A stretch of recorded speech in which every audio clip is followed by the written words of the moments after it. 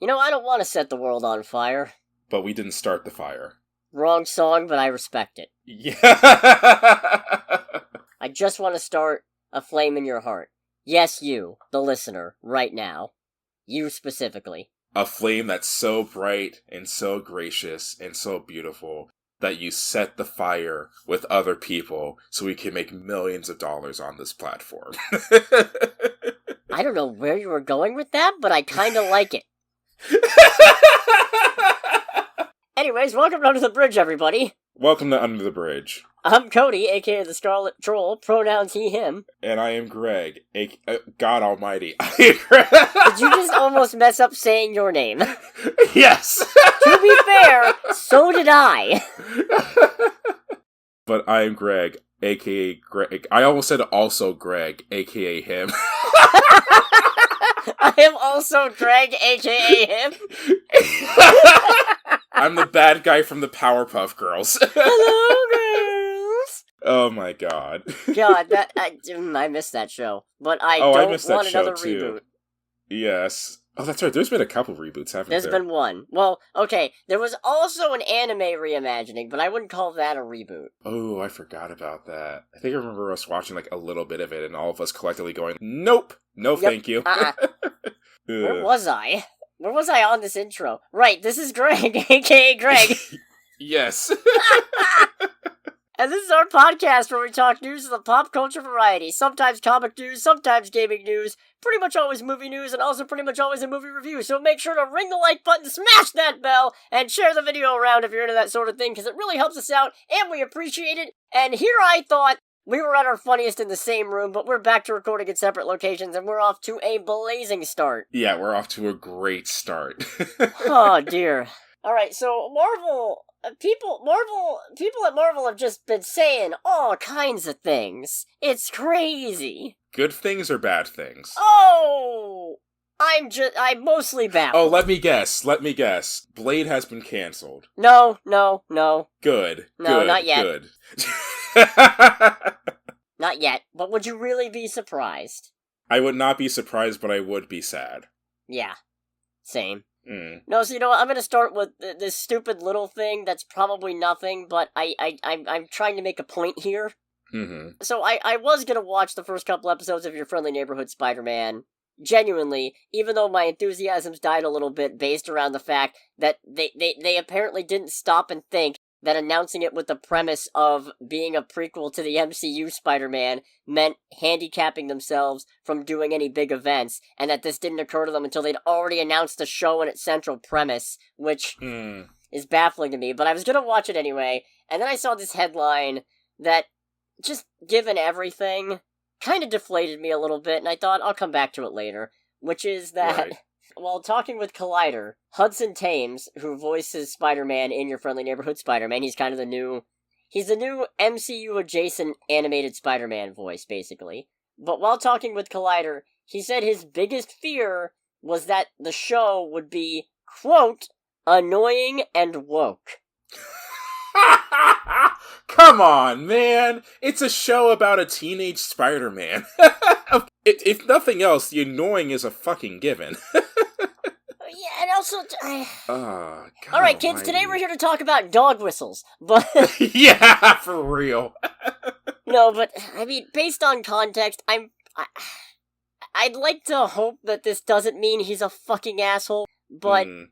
Anytime somebody uses woke as a genuine derogatory thing, my eyes just kind of glaze over, and I'm just like, okay, we're not gonna bother listening to this guy, are we? Okay, cool. Die, Nazi, G.I. Robot, he's not a Nazi. Oh. Okay. Watch Creature Commandos, Greg. I will sit you down and force you to watch it. I will watch it, maybe, at some point. I don't know. I've actively been slimming down my subscription services in an effort to save money, so that might be a little bit difficult. I have an emergency idea. I'll put a pin in it for now. But anyways. Okay. First of all, using woke as a derogatory expression, not cool. Supremely uncool. Second of all... Supremely uncool. Have you seen the cast and the designs? This show is hella woke. Yeah. You've got Nico Minoru as Spider-Man's best friend.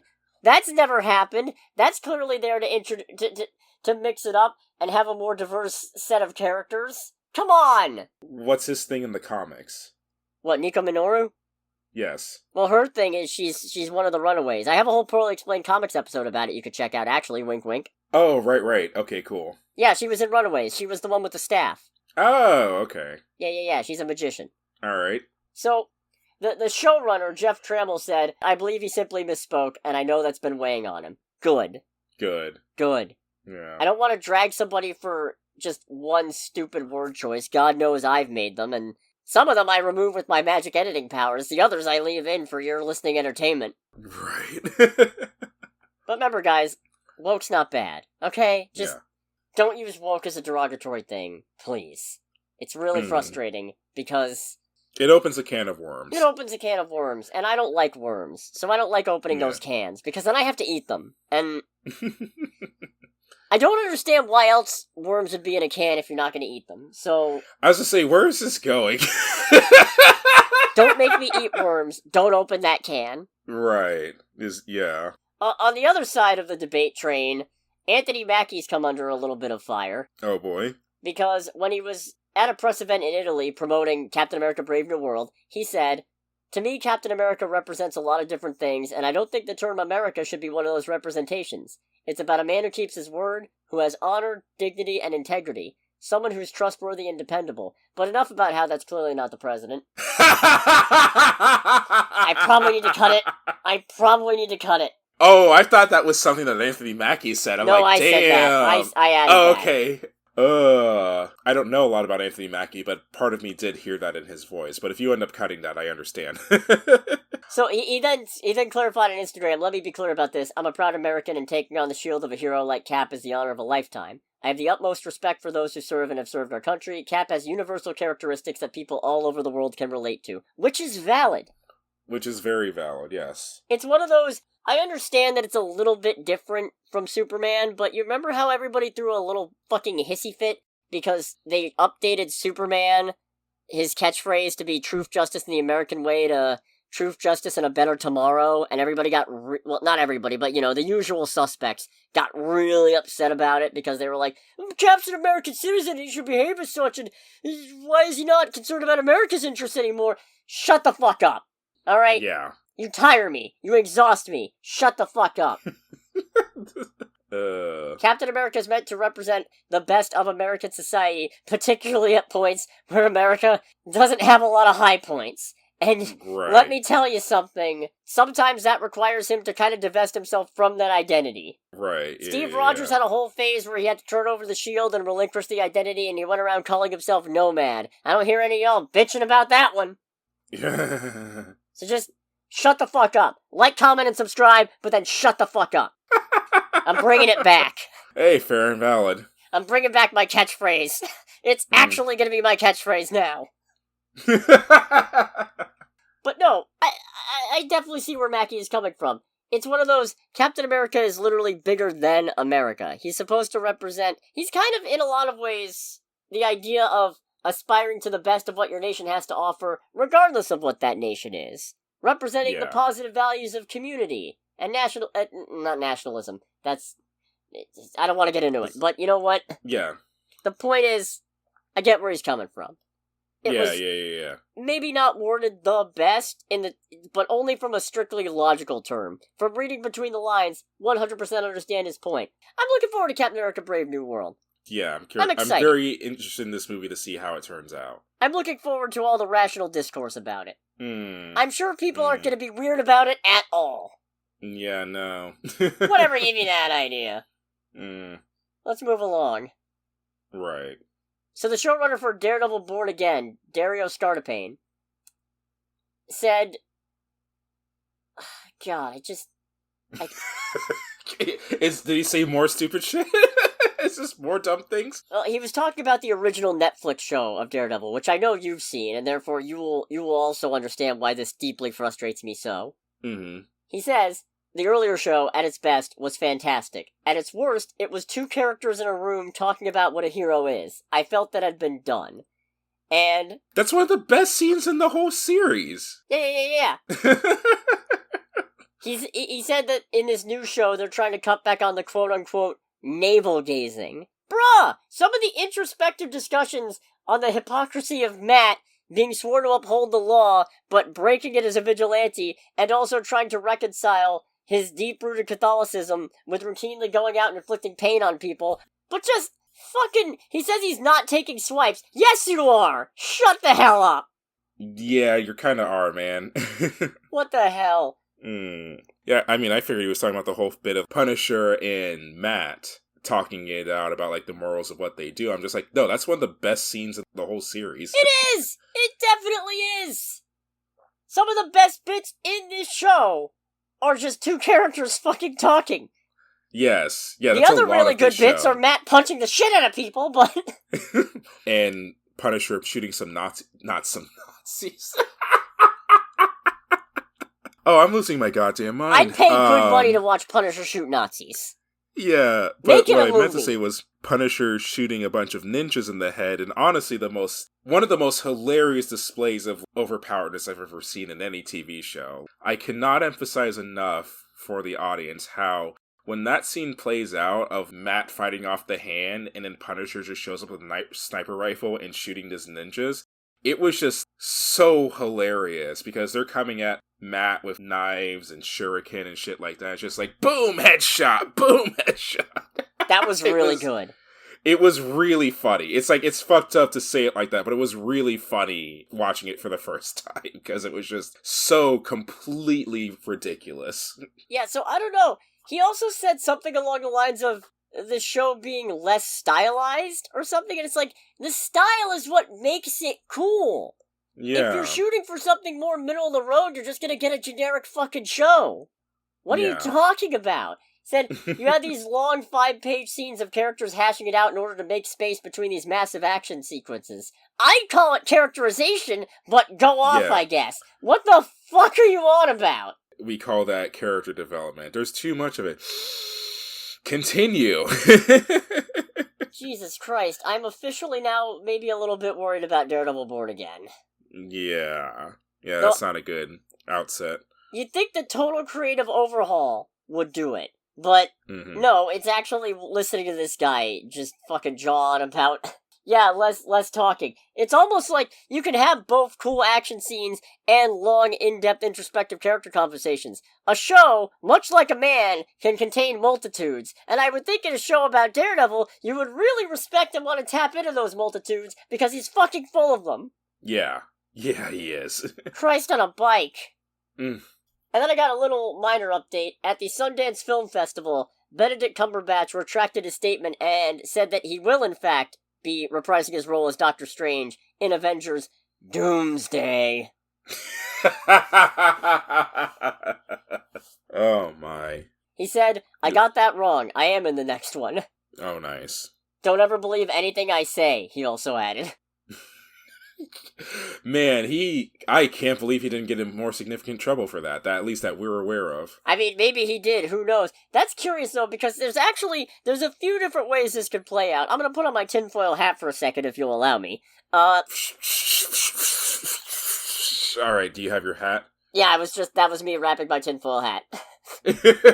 Around my head, so the government can't get into my thoughts. But, what this might mean is, he is in it, and he just didn't realize. Because, famously, sometimes Marvel stars don't necessarily know what movie the scenes they're shooting are for. Case in point, Gwyneth Paltrow didn't know she was in Spider-Man Homecoming, despite having filmed the scene for the movie. Although, to be fair, there's a few different reasons Gwyneth Paltrow might not have known she was in that movie. I'm not gonna get into it.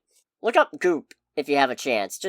Or don't. If you preserve your IQ points in your brain cells, just don't. Just don't do that. Yeah. So, it could be he shot the scenes for the movie and didn't initially realize they were for that. Maybe he thought that his scenes were getting cut since they moved away. Like, maybe he was under the impression that the scenes were specifically for Kang Dynasty, and once they moved to Doomsday, they were cutting the roll out. Maybe he was just bullshitting. Who fucking knows? Who Maybe knows? It was like a negotiation tactic with whatever his current contract is. Oh, I don't think so. I think they're well past that. Okay, fair. I would assume the Avengers movies were already in whatever contract he probably signed after Endgame. Or before, who knows. Marvel's definitely moved away from signing people up for like 10 movies at a time when they sign people on, but... Okay. We also don't know how comprehensive some of these contracts are. Which, hey, you know what? Fair. I don't need to know. Right. Doesn't necessarily mean anything. Just because they got you on the hook for these movies doesn't mean they're going to use you. Yeah, never mind. I'm going to keep that joke to myself. Alright, that's fair enough.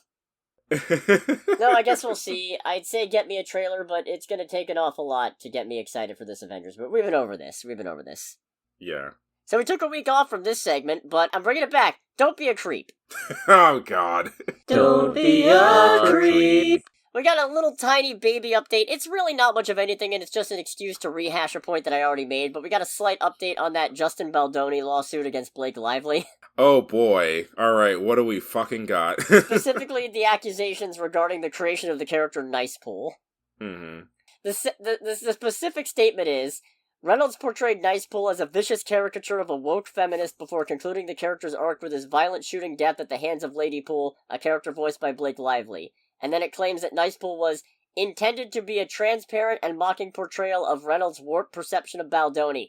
Motherfucker, nobody would have thought that if you'd kept your goddamn mouth shut! Class, this is what we call telling on yourself. This is what we call waiving your Fifth Amendment rights. You are incriminating yourself by taking offense and by loudly stating that you are taking offense. So what I'm hearing is that you did do this shit.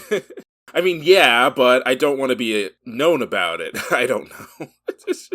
You know, I don't want to out anybody, so I won't name names, but, somebody I know expressed that they were not aware that Nice Pool wasn't actually intended to be a nice guy, at which point I was like, really? I mean, for me, it's a thing of, like, I saw what Nice Pool was going for, but internally I'm just like, you're a fucking prick. No, he's definitely a prick. That's what made it so funny. Mm-hmm. But, no, just... Like I said last time, I'm not getting into the entire Blake Lively, Justin Baldoni lawsuit thing, but it basically... The long and short of it is, Lively ended up accusing Baldoni of harassment and other such things, and now Baldoni's clapping back going, no, this is defamation. Which, hey, if him taking offense to Nice Pool is any indication, I'm not a judge, I'm not a jury, but it seems less likely it's defamation and more just, fucking stating a fact. Calling you out. Yeah, it just seems like you're getting offended by people calling you out at that point. We'll see how that goes. Mm-hmm. Oh, hey, speaking of... while we're on Don't Be a Creep, this is a very minor one, but apparently Kanye West showed up uninvited to the Grammys and was then made to leave. And someone was going to go, well, how does that end up on Don't Be a Creep? Just gestures broadly to, like, the last, 6 years of Kanye West's life. Oh, what a mystery! What's Kanye West doing on Don't Be a Creep? Anyways, the important point is, I'm not trying to drag people through the mud, they just make it really easy. The main point is to emphasize, guys, don't harass people. Don't be an asshole to people. Don't show up to shows uninvited. Yeah, simple as that. Oh, you'll appreciate this. Apparently, when Kendrick Lamar's Walk Up happened during the Grammys, they actually played the line from Not Like Us about certified lover boy, certified pedophile. Hell yeah. Oh my god. So our next bit of news. Mm-hmm. Apparently, the Superman estate is suing Warner Brothers Discovery and DC Comics, trying to block the release of the new Superman movie in a few important territories. Really? Apparently they're trying to block it in Canada, the United Kingdom, Ireland, and Australia, which are all pretty sizable spots in terms of box office. Yeah, you know what? Maybe we should just cut the British Commonwealth discussion. Yeah, we should, especially since Canada is not part of the Commonwealth. Alright, cool. Geography, what's that? Our new segment, where in the world are these fucking ownership rights? How does the Where in the World is Carmen Sandiego theme go again? I don't know. It depends on which version. No, apparently, they're saying that Warner Brothers doesn't have the rights to release Superman in these territories, which Okay. How do you figure that? You know, I'm not a copyright person, and God knows I really don't want to be arguing in favor of Warner Brothers. Mm-hmm. But, like, also, at this point, the guys who created Superman, Jerry Siegel and Joe Shuster, they're fucking dead.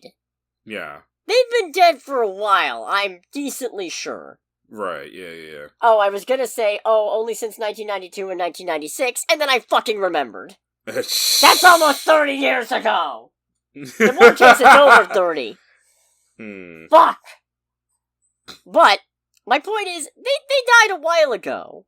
Yeah, so, they died quite a bit of time ago. At this point, the people making the claim are people who are just related, theoretically, to the people who made this. So at this point, it's like, I don't really fucking care which of you gets it. But the fact that you're trying to pull this now kind of tells me that I don't really think you got much of a leg to stand on. Yeah, honestly, no. And I'm not necessarily pulling for you. Especially because Superman, I'm pretty sure, enters the public domain. When does that happen? Did you say Wednesday? No, when does that happen? Oh, okay. Oh, it's not until the 2030s, but still.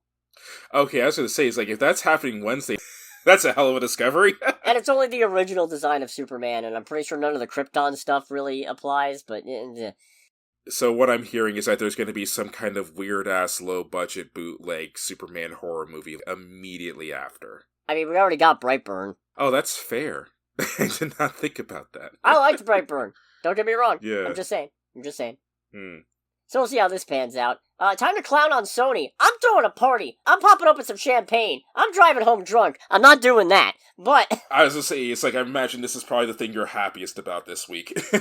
Yeah, so Sony previously had an untitled Marvel project dated for June 27, 2025. That has been officially removed from the schedule, and with that, they officially no longer have any Marvel movies that aren't their collaboration with Marvel Studios to make a Spider-Man movie on the schedule. That's it. So does that mean that Marvel may actually get the full rights to Spider-Man back if it stays that way? I'm sure not.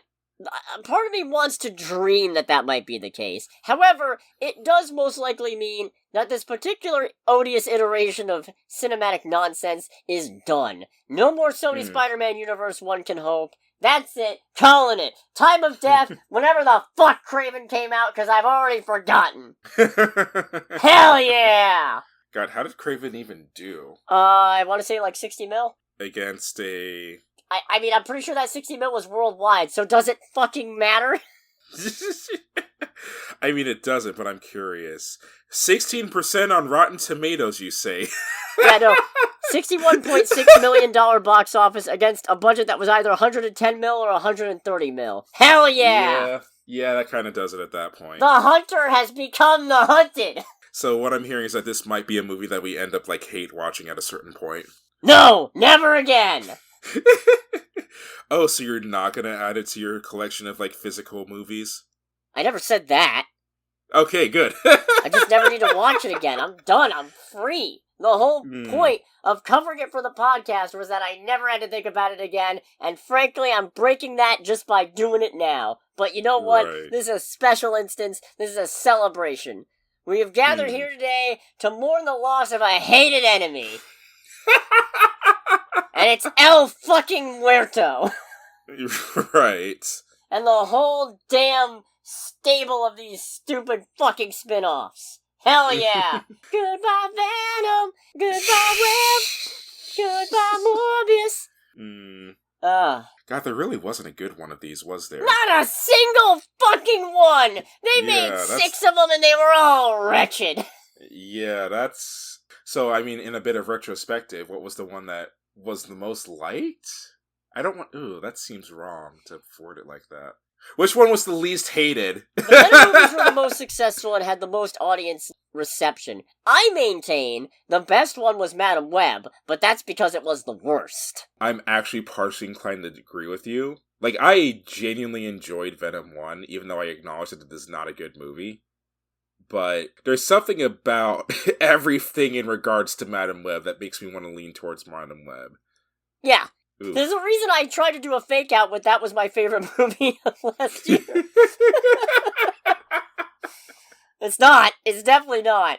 No, it's absolutely not. No. It ain't no hundreds of Madam Webs. Jesus Christ, can you even imagine such a thing? Orange chicken is fine. How did you know? But it's how did you know, or orange chicken is fine just in 100 voices all at once. Oh, God. Let's go to trailer time. Let's do trailer time. It's trailer time again. We've got movie previews to watch. It's trailer time again. So we got a very brief trailer, and not even a trailer, just a teaser for Megan 2.0. Oh, fuck, I forgot to watch that one. You didn't watch... Son of a gun. Well, let's fix that. We interrupt this program that we have done almost every week for the past, year and a half? Oh, yeah, fuck. I mean, I've been doing it for 3. Actually, no, wait. It's been like 2.5 because you pretty much holy hopped on, fuck, that's terrifying. God damn. Glad to have you on board. No, the design of the doll. Holy shit, dude. Oh, yeah, no. Sorry, I thought you were talking about being on this podcast. No, fuck that design. Like, I'm not even saying that as a joke. That's genuinely scary. No, because it looks a lot more realistic than the first one. Yeah, oh, fuck, I hate that. No, I'm very excited. I mean, I should hate this teaser, because it's nothing. It's literally just Megan dancing to some music in silhouette, and we get it says, in June 2025, this bitch is back, slaying June 27, 2025. I should fucking hate this, and yet, there's an undeniable charm to the whole goddamn thing. I'm quite pleased with this. Oh god, I hate that design so much. Oh.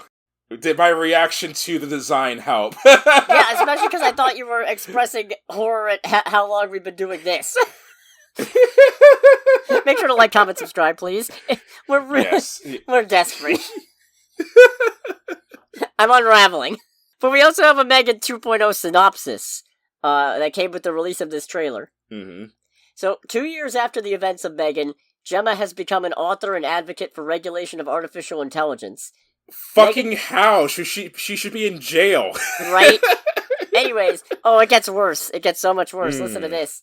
Megan's technology has been stolen and used by a defense contractor to create a spy robot called Amelia, who becomes self-aware and set on AI takeover.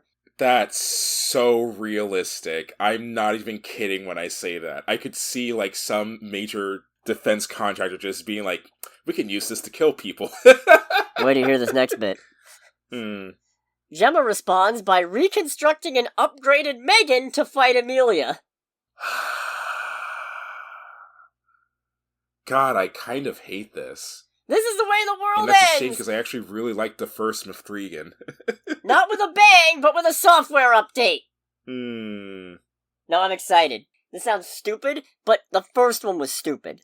Oh, the first one was very stupid. Let's not forget, the first Megan is a fun time. I really liked it. It is not some... No, it is not a good movie. Masterpiece, okay? No.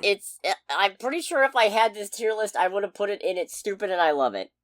It is not a movie that Martin Scorsese would call cinema. No. I might put it in a very good movie, but I wouldn't put it in the cinema tier, I don't think. Yeah. Mostly just because it was another contender for Worst Parenting Award. Why do I keep running into these in fucking January? That was unnecessarily vitriolic, and I apologize. So we also got a trailer for Sinners, which I've seen some people say is too spoilery and gives too much away. I'm still not sure what's happening other than vampires, I guess. Yeah, I have no idea what's going on, really. It seems like either vampires or people getting possessed, like one or the other, or both. Maybe both. Maybe they're being possessed by vampires. I mean, that's a possibility. It doesn't really matter, though, because, I mean, they could give away the whole movie on the back of a cocktail napkin, and I'd still come see it, because A, Ryan Coogler, and B, it's Michael B. Jordan. Yeah. Which, honestly, largely because I didn't see any of the Creed movies, but it's like, I feel like it's been a while since I've even seen Michael B. Jordan in any kind of project. Like, it's been a few years. I'm trying to remember what else he's been. I mean, you saw him in Wakanda Forever. Yeah, as I say, he was in Black Panther 2, but only for a little bit. Oh, wait, fuck, that was in 2022? Yeah, I think so. Wait, when did that come out? Fuck! What is time? Baby, don't hurt me. Don't hurt me. No more. Oh god, yeah, that was Wakanda Forever in 2022. And then Creed 3 in 2023, and that's it, so... Yeah. Wow, yeah. No, you weren't exaggerating, it's been a minute. Yeah. That's crazy to me. I mean, I get... If it's my choice, more power to him. If it's nobody's handing out roles, what the fuck? Yeah. Man's incredible. Yeah, he's a really good actor. Oh, right, also 3 Haley Steinfelds in it, so, like... Yeah. Yeah, gotta go for that. Yeah. No, I think this still looks suitably terrifying. And unnerving, and I'm here for it. I don't care if I know what it is, because I still don't know what it is. Yeah. I don't know, maybe I'm just dumb, or I wasn't watching it correctly. We'll see, I guess. This comes out in, what, April? I think so? Hell yeah. Alright, let's go box office. Let's do the box office. Let's go box office, I said. I cut out, good God. So we actually did not see the highest grossing movie domestically this weekend.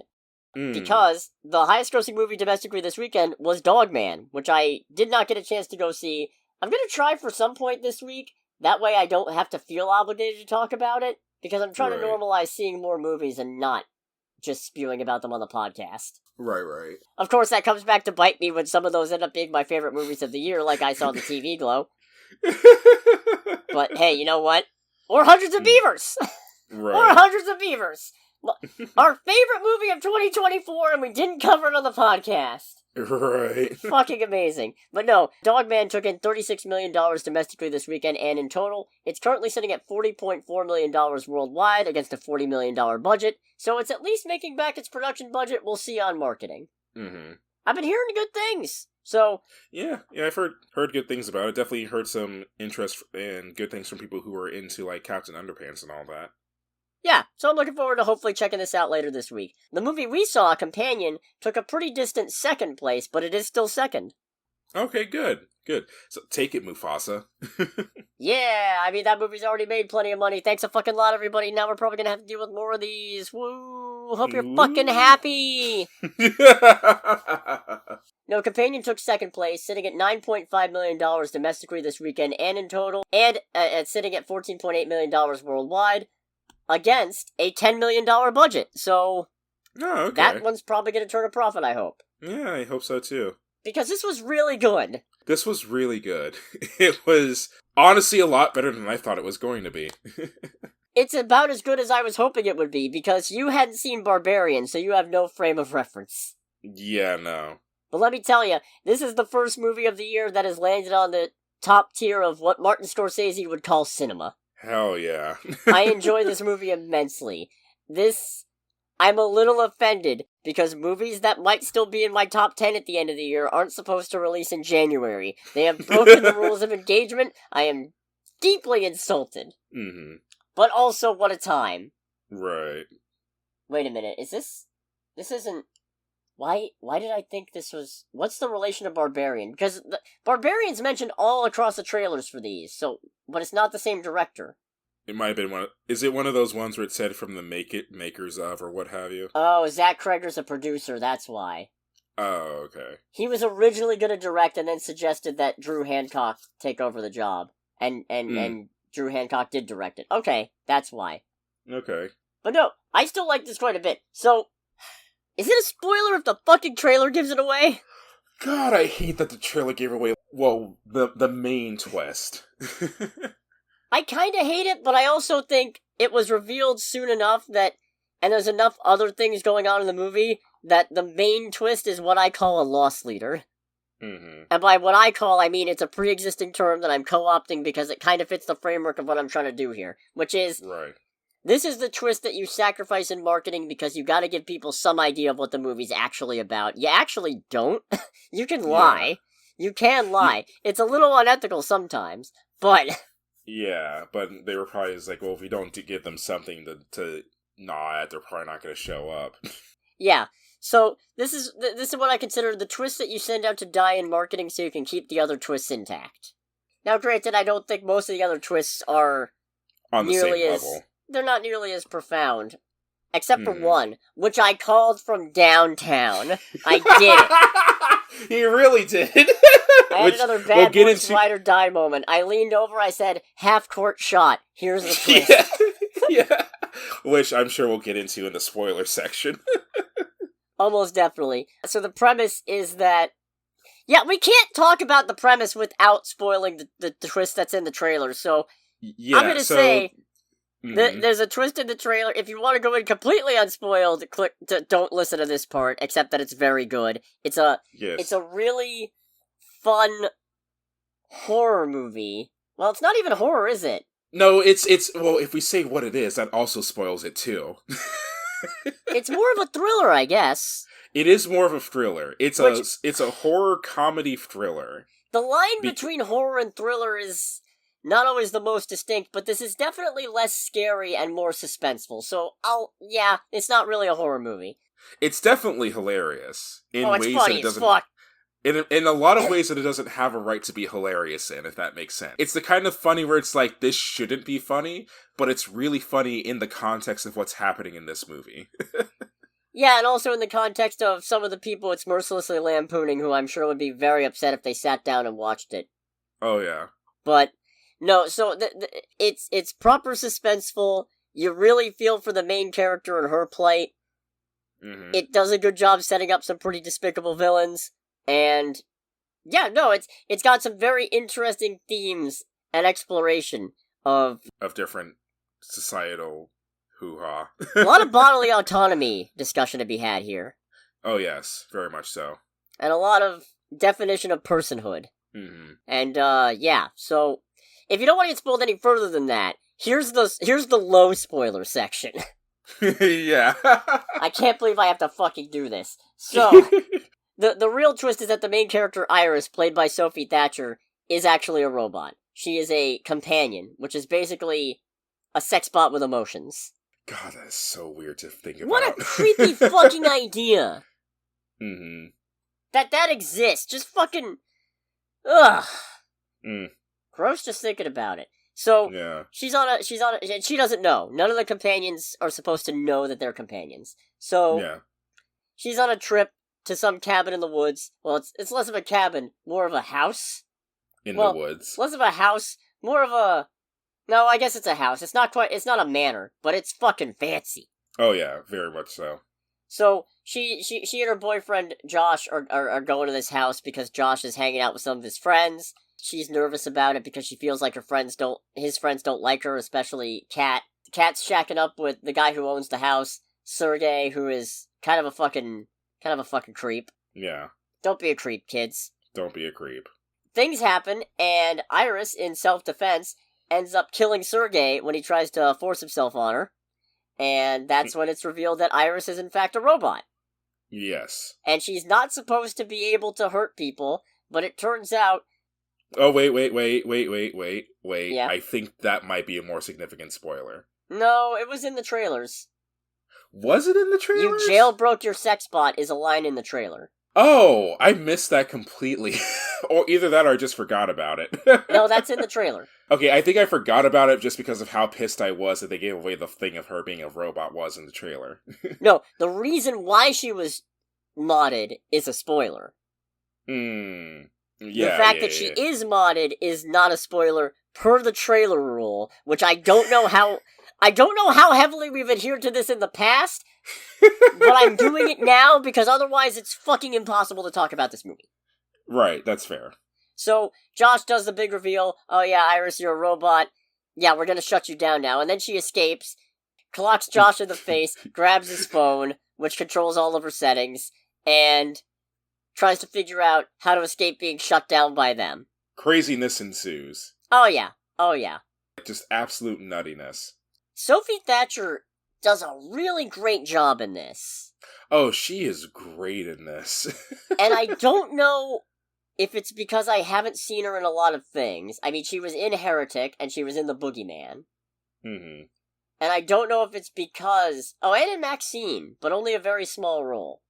Oh, okay. And I don't know if it's because of that, but I always kind of when I see her so far, I always think it's somebody else, or that she's giving somebody else vibes, kind of a cross between maybe Emma Stone and Anya Taylor-Joy, which is doing her a real disservice. I did see some people saying a lot of her in this movie reminded them of younger Anya Taylor-Joy. And I don't mean that to be derogatory in the slightest, because both actresses are really good, and Sophie Thatcher is really good. I think it's just a matter of I haven't seen her in enough things to immediately identify her as, from these movies that I liked. Well, okay, these two movies that I liked, and The Boogeyman, which, if I'll be honest, I forgot everybody's in that movie except Dave Dastmalchian. But no, this is a good cast. Jack Quaid does a great job as Josh, who is originally the supportive... He's a loser, but he starts off as a supportive, warm, loving boyfriend, but at least at the very start, but we very quickly see that unravel, and we see where his attachment to Iris is just the attachment of owning a fucking object. It really is amazing how... One of the things they always say about people who play villains is that if you despise the villain, then the actor is doing a damn good job. It's amazing how good he is at playing this type of villain. And I think that's part of what makes me eager to see Novocaine, because it's the thing of, man, I hope this guy doesn't get typecast into being like the dumb loser dipshit villain who's actually a major threat. Like, I feel like he can do a lot more beyond that. No, I agree. Yeah. Oh, Lucas Gage was the guy who plays Patrick. He was the drug dealer in Smile 2. That's neat. Oh, okay. Cool. Yeah. Oh, right, you didn't see that one. No, I didn't, but it's like, alright, that's still interesting. Yeah. That's where I recognize him from. Mm-hmm. And Harvey Guillen is Eli. Oh, he was Sanchez in Blue Beetle. Oh, no kidding. Well, okay, to be fair, he was Dr. Jose Francisco Morales Rivera de la Cruz. The one who Victoria Cord keeps calling Sanchez, and then he rebels going, "My name is not Sanchez!" Yeah. I liked him. He did not deserve what he got. He did not deserve the death that he ended up getting in that movie. Rupert Friend is Sergei. He was also Vasily Stalin in The Death of Stalin, which I looked up the historical guy and I did a double take because if that motherfucker is not the spitting image of Tom Holland. He does look a shocking amount like Tom Holland. Mr. Stark, what are we going to do about the proletariat? Oh, man. Oh, he was in Asteroid City? Who the hell? Oh, really? As who? It says Montana/Ascif Eden. I don't know who that is. I do not know who that is either, I'm sad to say. It sounds like multiple roles. What the hell? Yeah. Oh, he's the singing cowboy! Oh, okay. Alright, cool. Oh, right. He's the cowboy and he's the actor playing the cowboy because Asteroid City was fucking nuts. Yes. Alright, yeah. And also Megan Suri, who plays Kat. She does a good job. Yeah, she does a good job as well. Oh, she was Sam and It Lives Inside. Alright, cool. She's the main character there. Alright, I like that movie. It would have been better if I could have read the subtitles, or if the people in the theater had shut the fuck up! I forgot that you did not have a great time watching that movie. Yeah, no, the act of watching that movie was a miserable fucking experience, but I had a good time watching it itself, if memory serves. Right, that was the weekend where I saw that and you saw Expendables 4. Yeah. Alright. We're getting off topic here. I'm just listing actors and what else they've been in and what I recognize them from. Jesus. But all in all, spectacular cast. They're really selling it. They flip back and forth between menacing and goofy very easily, the whole lot of them. Iris less so in the menacing department. Yeah.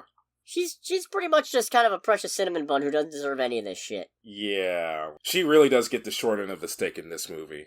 Although, you know what? I'll say the best actors are Sophie Thatcher and also Lucas Gage. Iris and Patrick kind of make this. Yeah, they do. They 100% do. With, to a lesser extent, Jack Quaid as Josh. I mean, you're not wrong, but he plays a great villain in this, it has to be said. A great and, dare I say, very contemporary villain. We say great only in terms of it is well acted and the performance is exactly what's called for, because he's a miserable, pathetic little asshole. So, don't get it twisted. Yeah. It's really funny because on the one hand, and we'll get into it in the spoiler section, some of the kills in this aren't the most violent. I Actually, no, I take it back. Only one is kind of tame. Two are kind of tame. The rest are, oh, shit! Yeah, especially the final kill. Oh, yeah. Is pretty fucking gnarly. Real good. Real good. Hmm. I also like how this whole thing unfolds like some kind of really clever scheme, but the longer it goes on, the more holes get picked in it, and the more you realize, oh no, this was never gonna fucking work. Yeah, there was not nearly enough thought put into this plan. Culminating in at the very end, where a couple of, at least one character who has no involvement in any of it sees right through all this bullshit. It's just like, this is great. Yeah. This was fucked no matter what. This is cooked. Mm-hmm. Alright, I love it. This is still kind of hard to talk about, even with low spoilers.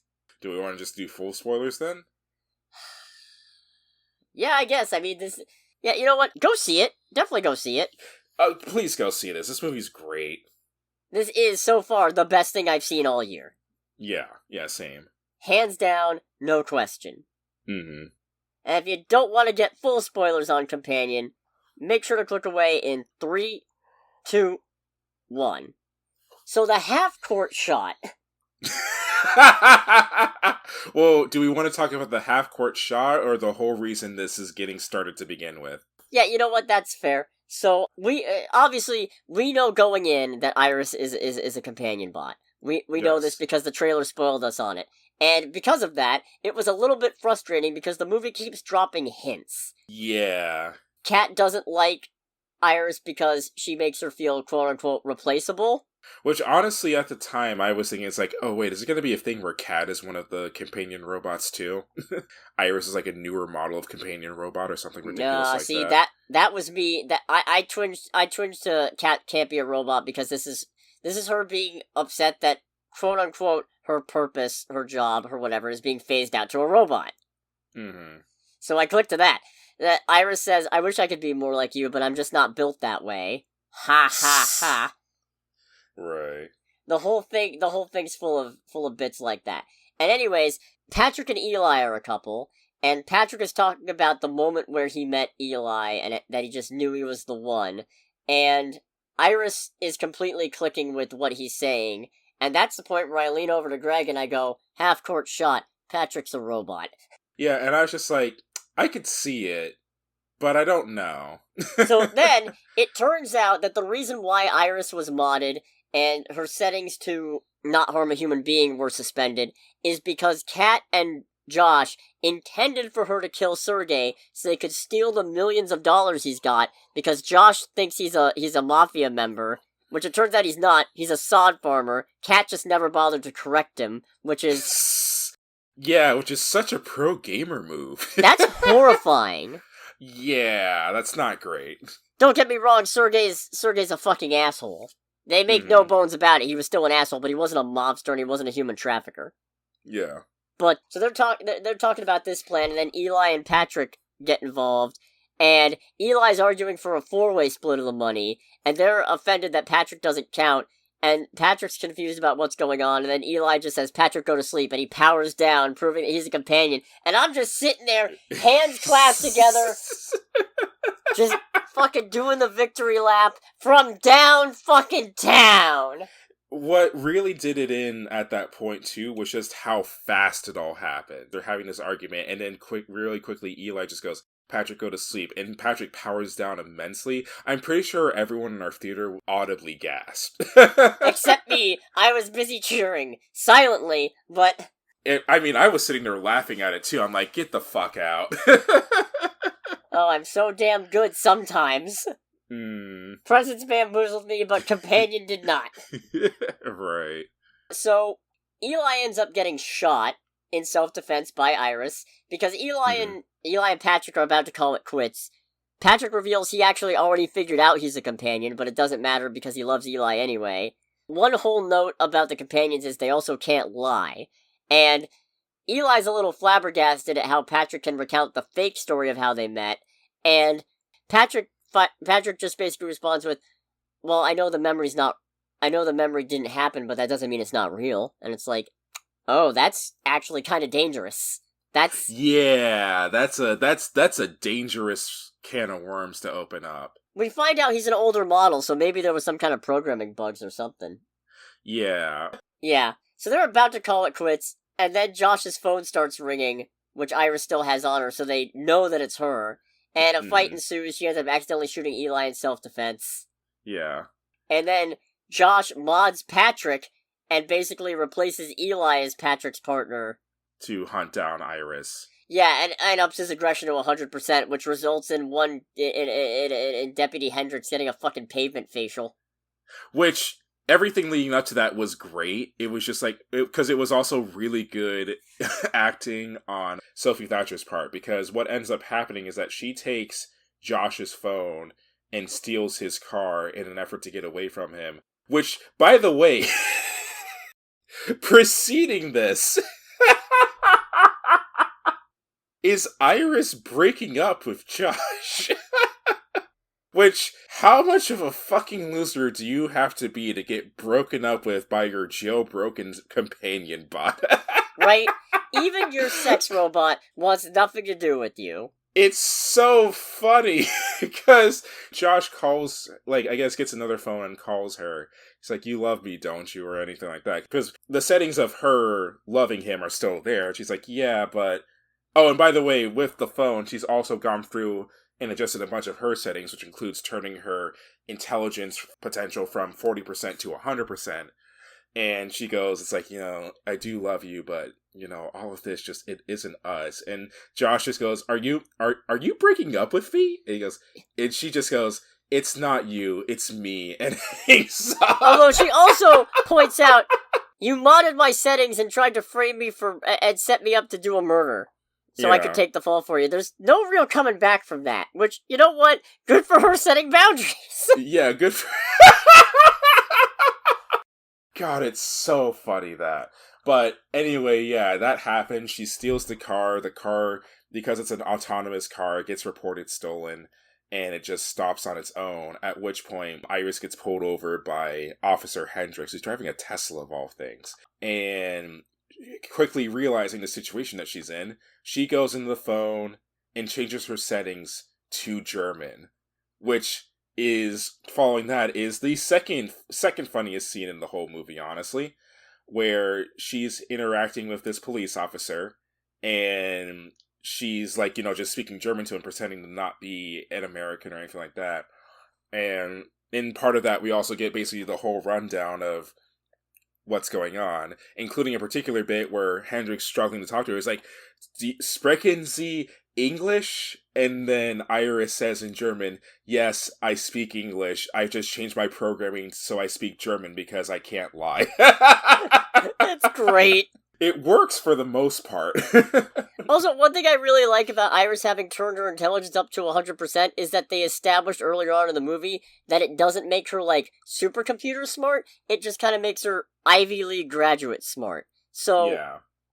Her capacity for making plans and decisions is definitely improved, but she's still capable of making blunders, like the fact that her voice is not set to control the car, so it won't activate on her, so she has to mess with her voice settings to make herself sound like Josh, or the fact that Josh might find another phone and report the car stolen, shutting it down. Yeah.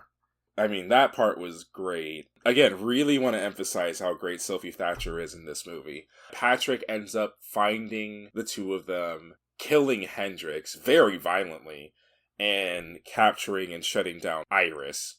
At which point, Patrick brings Iris back to the house, tied back up again.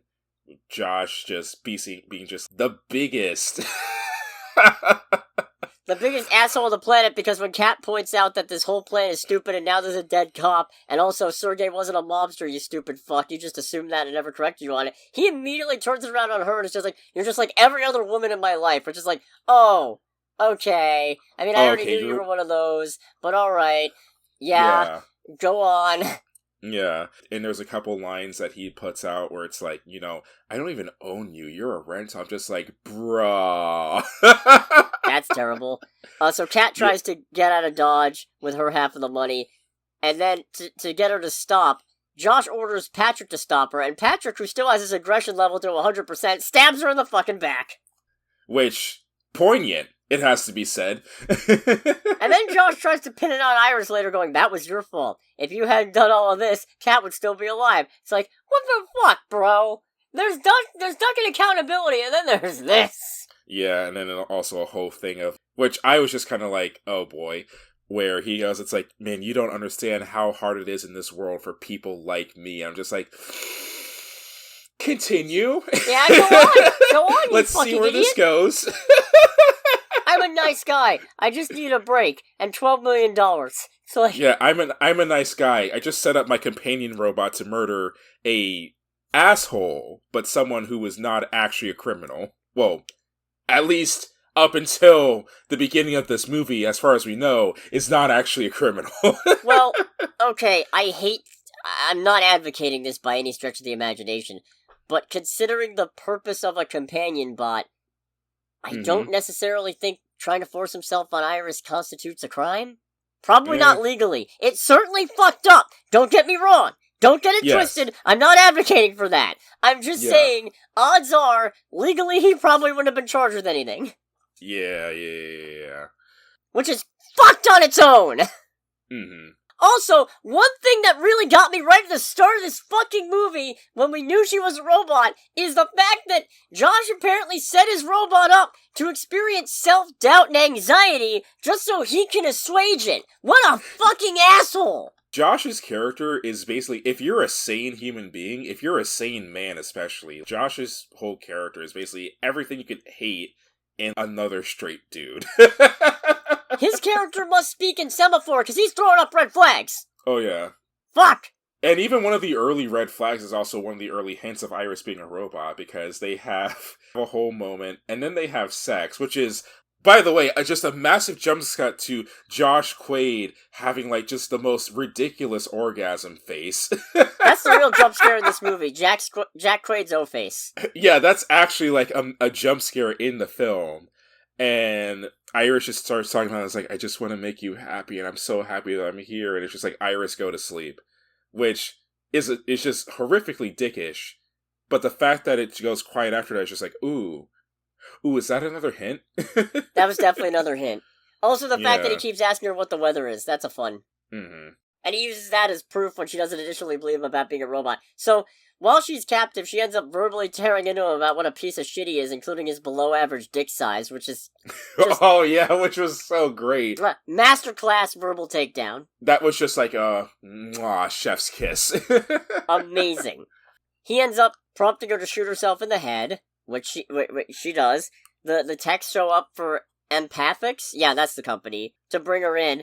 Yeah, and that's all great, because one of the techs is, like, asking Josh about what happened. And he's just like, yeah, so, and wait, you said that she killed somebody. He's like, did I not mention that before? And you can tell that this is just completely ridiculous. And it's kind of a back and forth on, like, if the techs are buying it or not. And then afterwards, they're just like, all right, well, we're not here to solve the case or anything. We just want a basic rundown of everything that's happened. So what we're going to do, we're going to take her back. We're going to check her out in the lab, and we're going to dump her SSD and check out all the footage. He's like, wait, I'm sorry, footage? It's like, yeah, everything in her head, that's just the Wi-Fi, backup, control units. Like, none of the important stuff is there.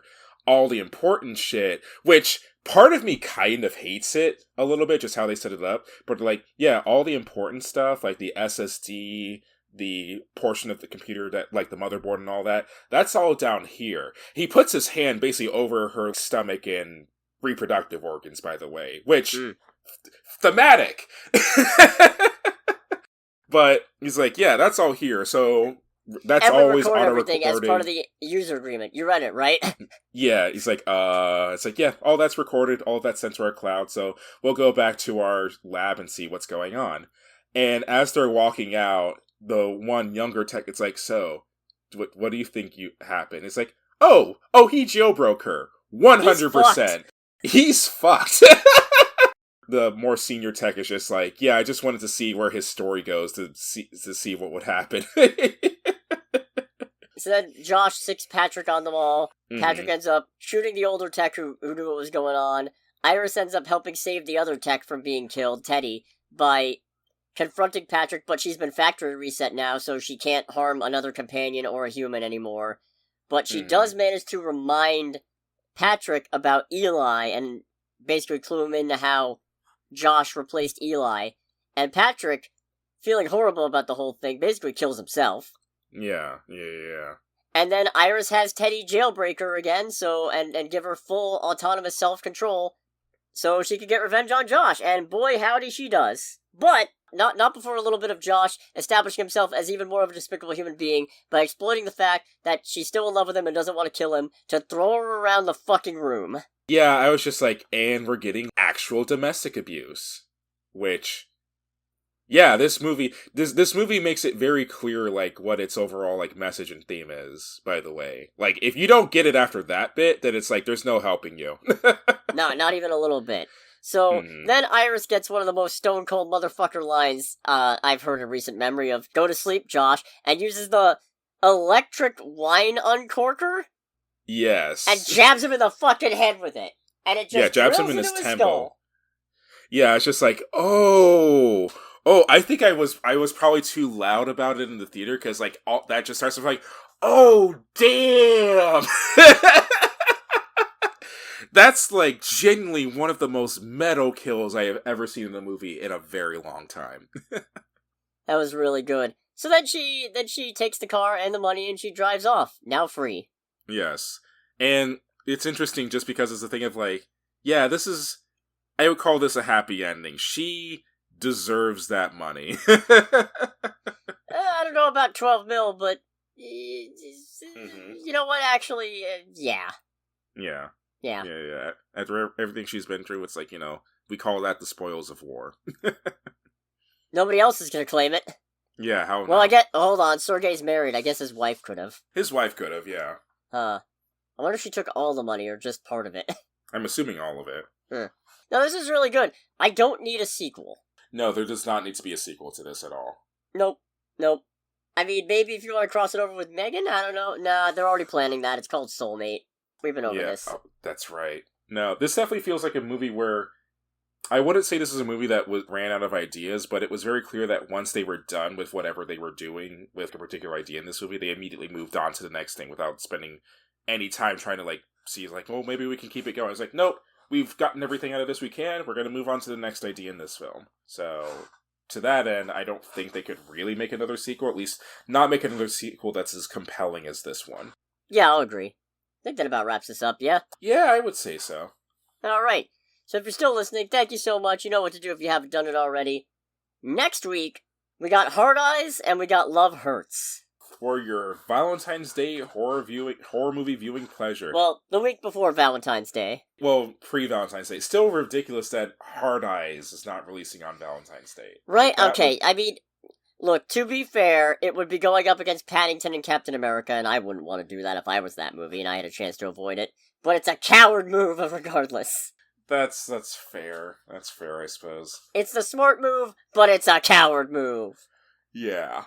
But regardless of who's a coward or not, this has been Under the Bridge with Cody, aka the Scarlet Troll. And with Greg, aka Greg. And we'll catch you all next week. Goodbye, everybody. Bye!